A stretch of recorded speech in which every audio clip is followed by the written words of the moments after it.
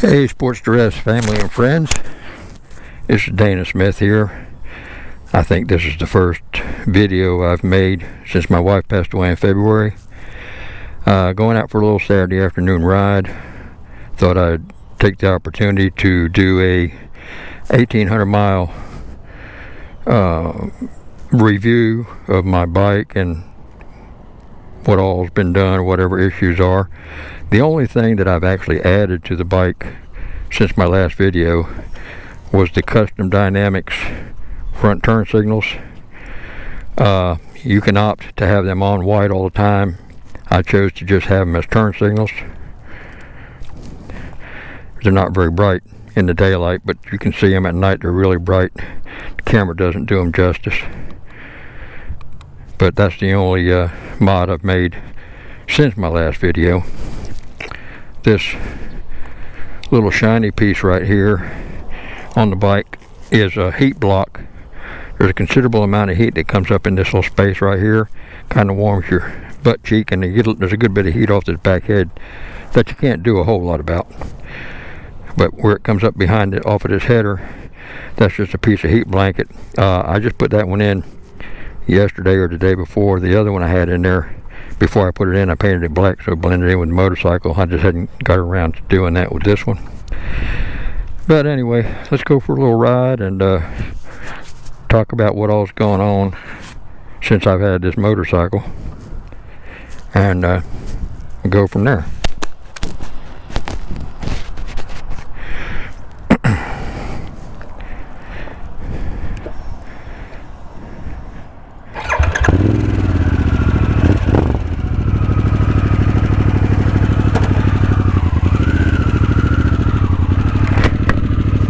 As you know, if you've watched my previous videos, after first getting the bike in April of 2022, I had several software issues, one of them being that the motorcycle would shut completely down at high speed. Harley-Davidson kept the motorcycle for about a month. Had to put in a whole new software program. Finally got it worked out.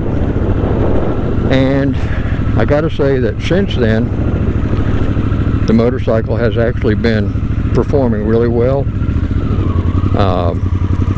It still had, after the software update, after the new software program rather, it still had, for the past year, nuisance fault codes.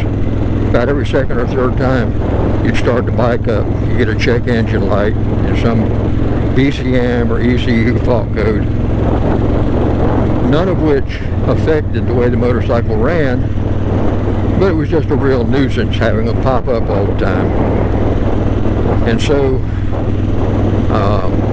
I just dealt with it. Like I said, it didn't keep the motorcycle from performing. It just, when you shut it off or when you got on it the next time, you had these codes to reset. The EHC, or whatever that is, at the bottom of the fault code list, there was like 3 codes in there that wouldn't even tell you what the diagnostic were, much less let you reset them. So, of course, after my wife passed away, there was a lot of lifestyle changes that go on, and I continued to ride the bike, but I just didn't have a lot of time. Or really, to be honest, the desire to make another video. I took the bike in July the 15th to the dealership to perform the 5,000 mile service, and when I got that done, it turned out that there were 5 software updates that came up during the course of the year. So they performed those 5 software updates on the motorcycle, and lo and behold, I haven't had the nuisance fault code issues since July. back to when I had the 5,000 mile service done, was that for some reason the new filter that they put on refused to seal properly. I ended up having a small oil leak that I did not have previously, and so I consequently ended up taking it back, rode it back in on a Saturday morning, told them I had a leak. I said, I realized they didn't charge me extra for it, but I didn't want it, so please take it back. And they did. And they explained to me that there was a problem with the gasket on the oil filter. So they put a whole new oil filter on, refreshed the oil, which they had just put in. And so been good to go since then. I have almost 6,900 miles on it now, so I'm sorry, 5,900 miles, almost 6,000 miles. I've put several hundred on since the oil change. I've been riding back and forth to work almost every day. One issue I did have recently, I'd ridden the bike 3 days in a row. I fired the bike up and I ride to work, which is about 16 or 17 miles. And then the bike sits there all day, and then I ride it. I rode it like 3 days. And on the 4th day, at noontime, I cranked the bike up because I was going to put some air in the tire. And when I shut it off, it never would fire up again. So my first thought was that my battery took a dump. But so far that doesn't appear to be the case. I don't usually keep my bike on the trickle charger, and especially when I'm riding it every day, so I may still have some sort of problem with the battery for it to go dead after riding the bike back and forth to work 3 days in a row. I'm not sure. I'm just going to monitor it at this point and see. But after I charged it up, it fired up fine, and I had it on the trickle charger overnight, and it fired up fine again today. So I don't know yet. We'll just have to wait and see.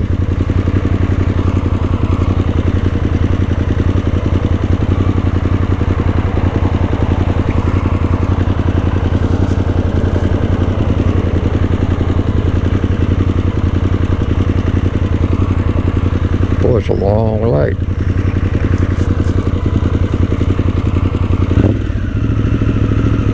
Yay.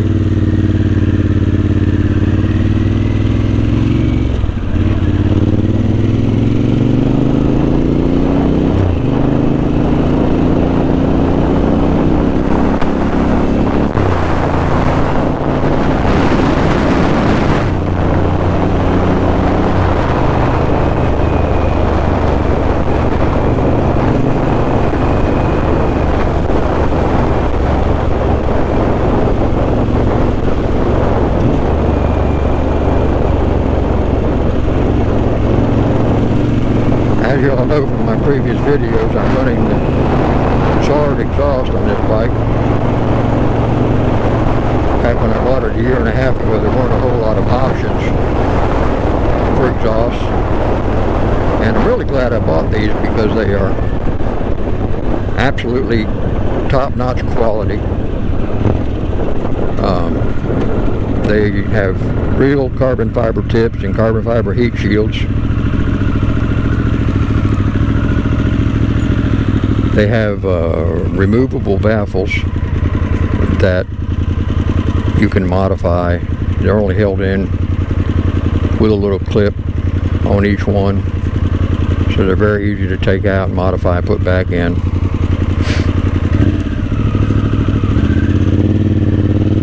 Right now, I'm running with no baffles in.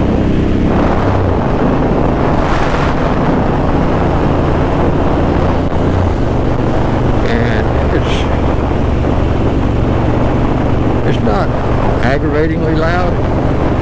It's a little bit loud, but it seems to run the best, strongest. with the baffles out.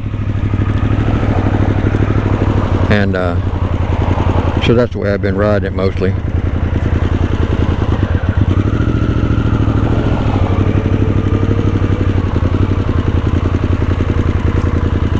I like it.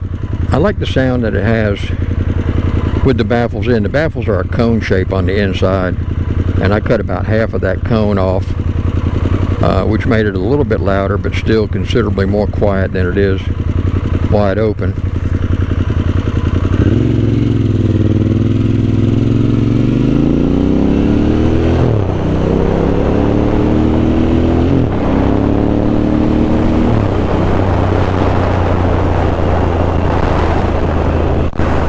I don't know if the sound is going to come through on the microphone. This is my first time making a video with my GoPro with the microphone on it. I'm having a real difficult time getting the combination right. I'm not a professional YouTube guy. I'm not making thousands of dollars, thousands of followers. I'm just an old 74-year-old schmuck that likes to ride motorcycles. And I like to share my information, especially about the newer motorcycles, with anyone that's interested in hearing it. And I like the high tech and modern technology and all that, but for some reason I've not been able to master the microphone go deal yet. I guess I'll have to get a hold of somebody that's pretty good at it to show me what I need. I have this on a chest strap because I really don't like the way it feels on my helmet. I can feel additional weight. I tried it to the side, I tried it to the top, and I just don't care for it. On my chest, it really doesn't bother me.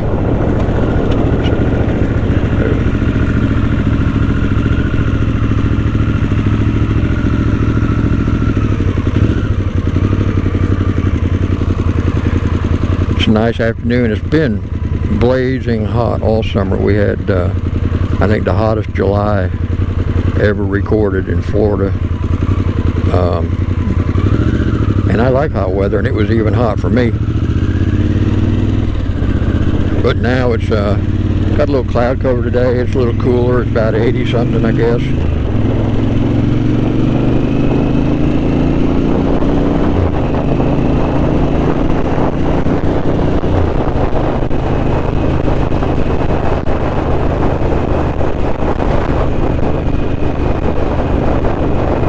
This bike is really quick in sport mode.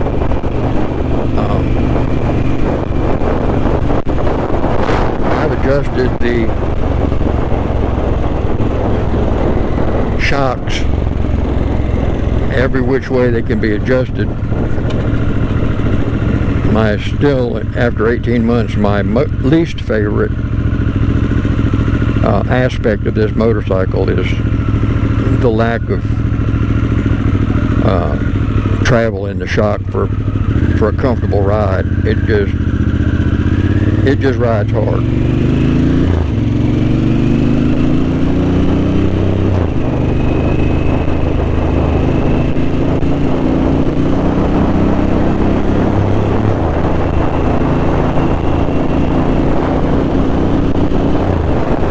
Reminds me of when I was drag racing my Sportster. I had struts on it, so I could mount wheelie bars to it,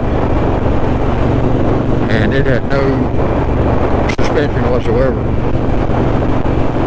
And this bike is just a little bit better than that, but not a whole lot. It has improved somewhat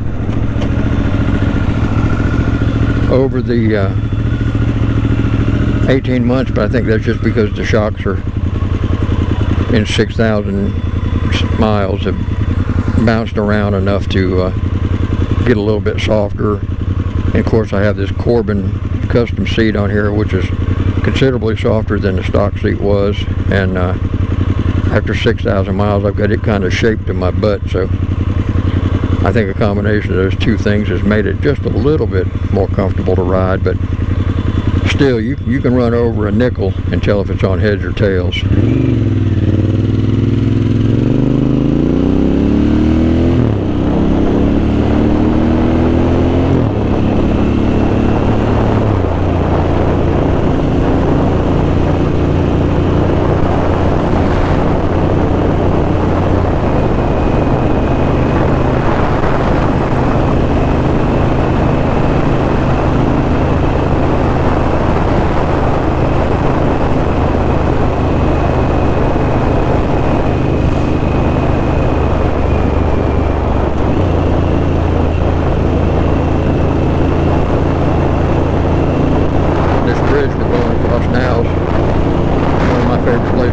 In fact, if the weather stays nice, I'll probably be out here tomorrow morning fishing in the river.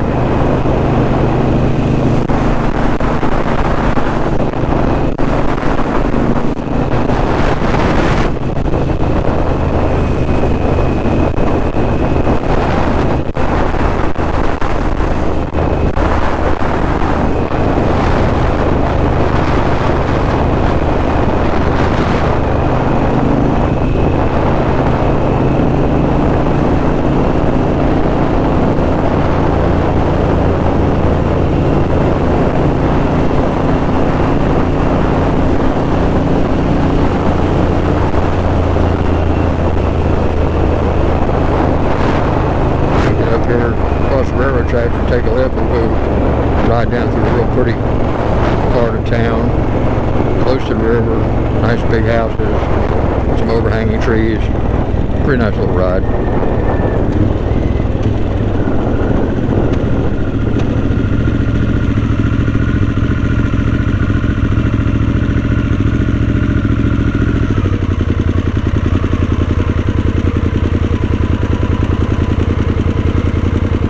I don't know what you're doing, buddy, but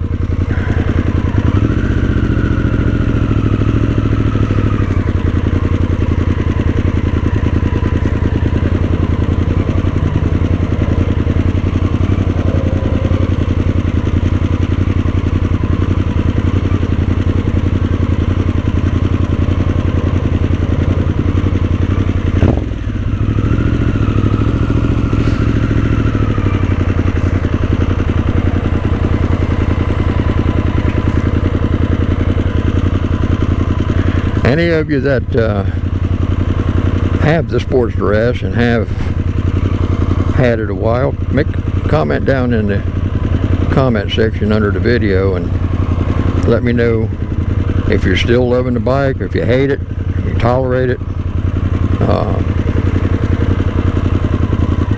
I was a V-Rod guy for several years, and so I'm real fond of this 60-degree liquid cooled V twin. I was used to it. This is obviously an upgraded model with variable valve timing and all the modern electronics, which so far have bit me in the butt a couple times, but I like modern technology. I get the latest phone, the latest watch,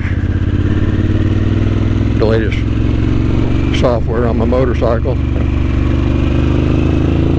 But sometimes all that technology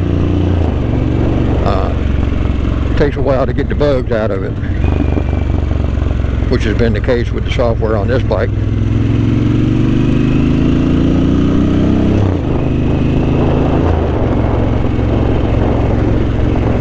This would be a pretty nice ride down through here.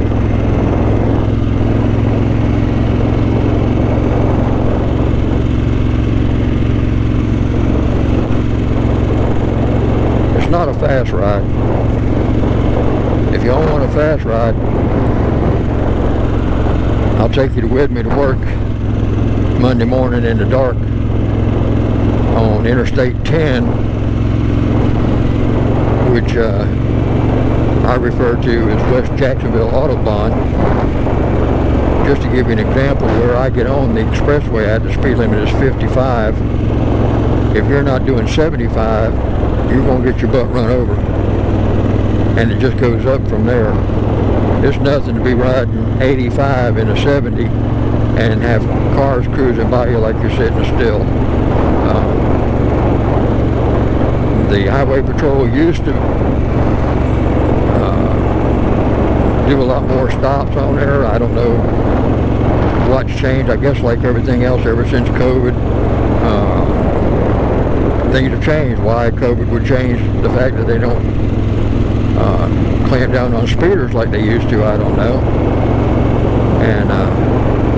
And I like speed as much as anybody, but sometimes when it's bumper to bumper traffic and these guys are weaving in and out at 85 miles an hour, it's plumb dangerous. So, but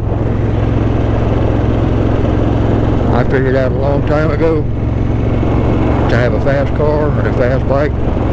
When they start driving crazy, you just get out in front of them instead of behind them, because if you get behind them, there's going to be a crash. You're going to be in it.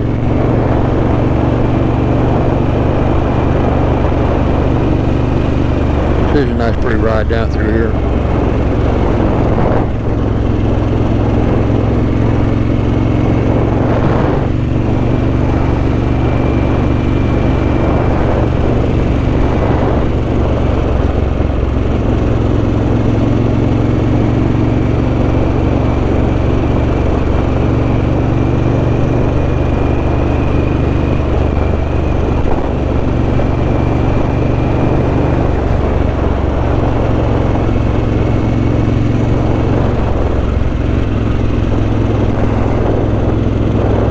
To pave this thing one day because they're starting to get washboard ripples in it.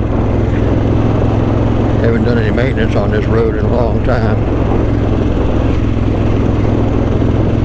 which is surprising because there's a lot of rich people live out here, and you would think that they would be complaining. This is a favorite fishing spot right here, this park.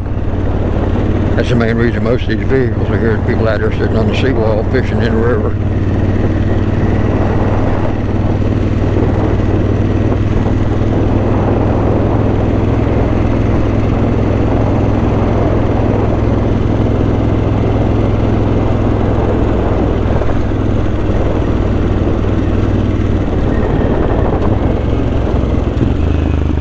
This next little section that we're going to go through up here, about a half a mile or so, we'll get into a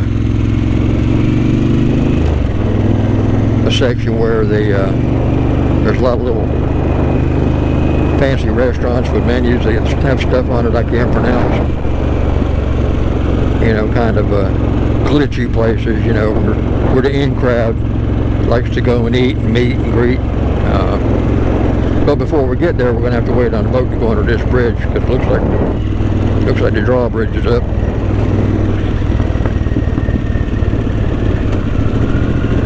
This guy's stopping before he even gets on the bridge. I don't know what's up with that.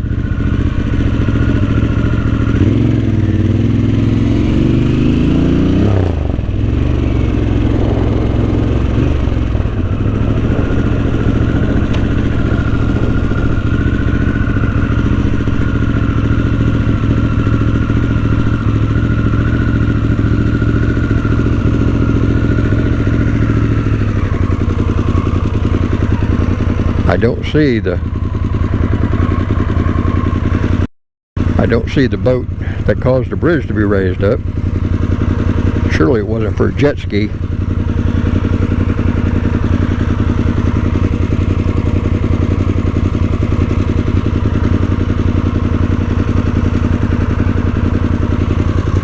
It does look like it's going back down.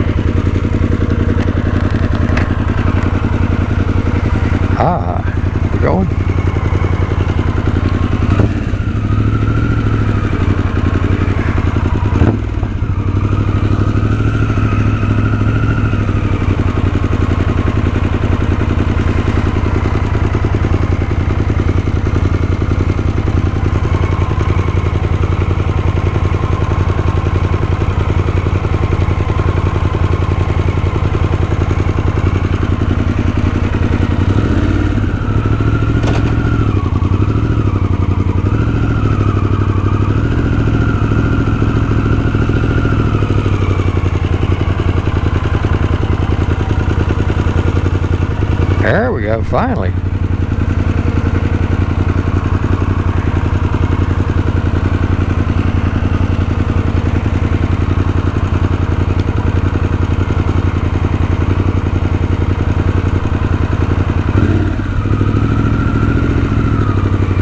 I don't know what took so long. I still haven't seen a boat tall enough to raise the bridge up.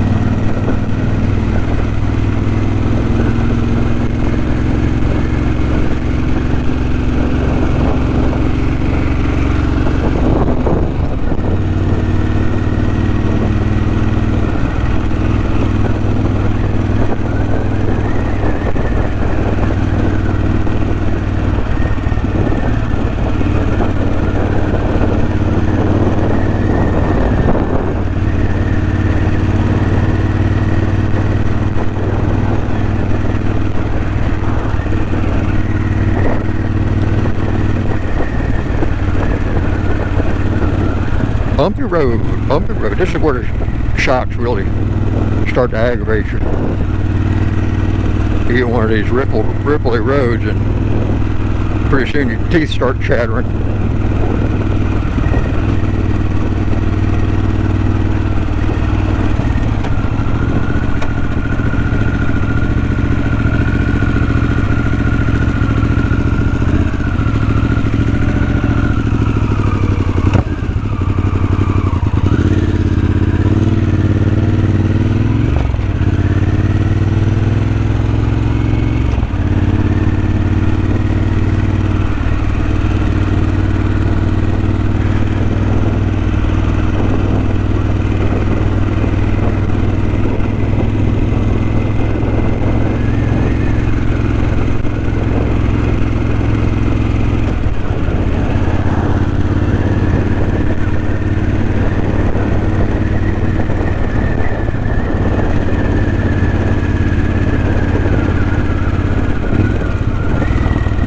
See blue lights up here.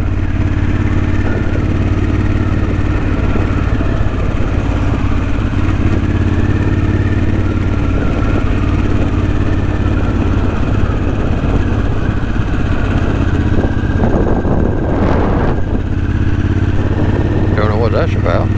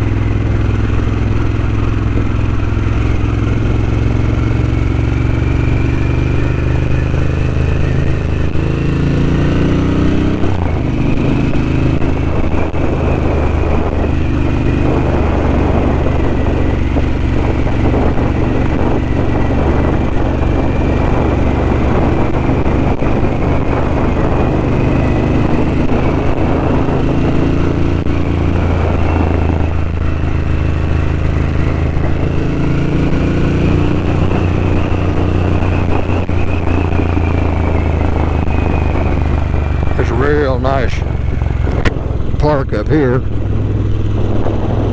and just past the park is where all the little restaurants are, always crowded on the weekends.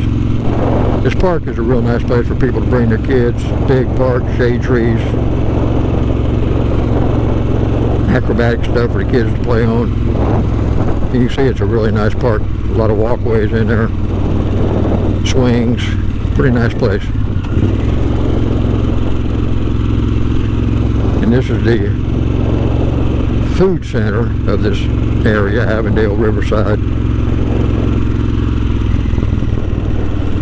Restaurants and bars. Real popular place. You can see just about every parking place on the side of the road is taken on Saturdays and Sundays.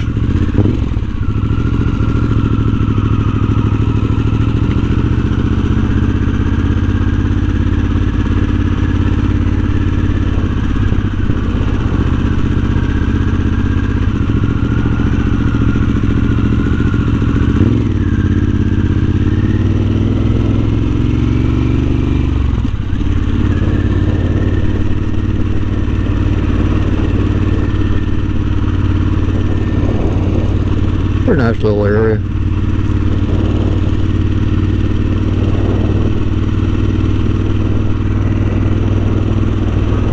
Smells good. Can't share that with you.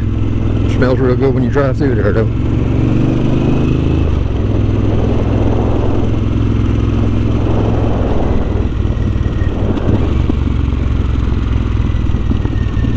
And this will take us back to my neck of the woods.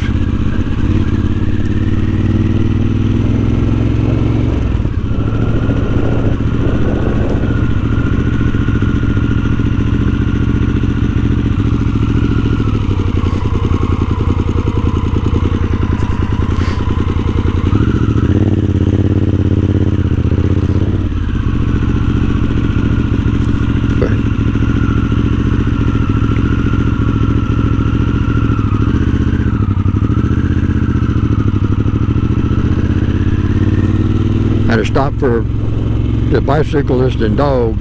Can't run over dogs. People I'm not so worried about. I love me some animals though.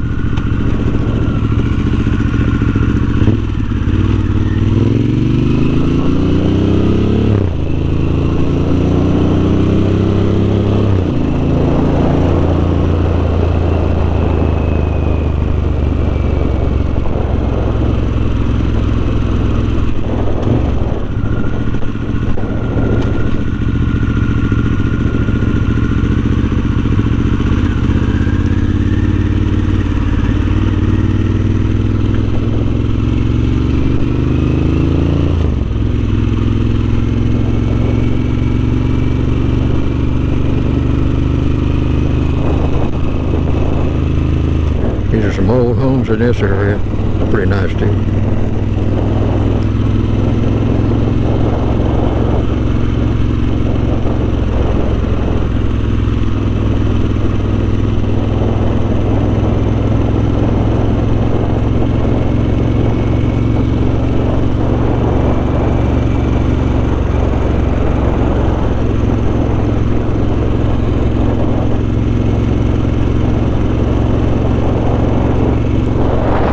Oh, one thing I forgot to mention, in my 18-month experience is that it really doesn't have anything to do with gas mileage because I'm going to ride the motorcycle when the weather's nice anyway. But having said that, riding the motorcycle back and forth to work, I'm averaging 41 to 44 miles a gallon of gas compared to 17 or 18 with my car and truck.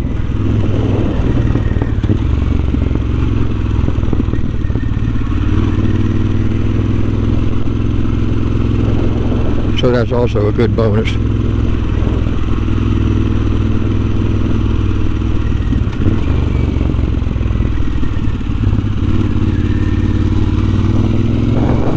There's an old V-Rod.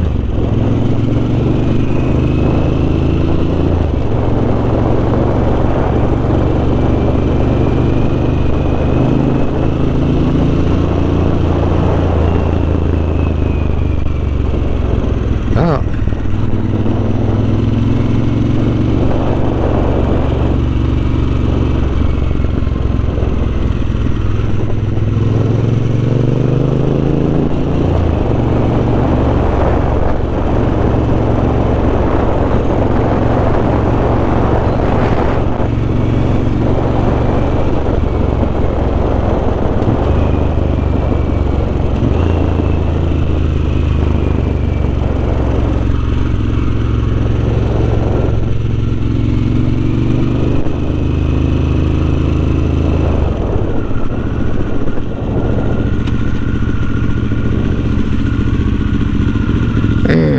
right straight ahead down the end of the road right there is my humble castle.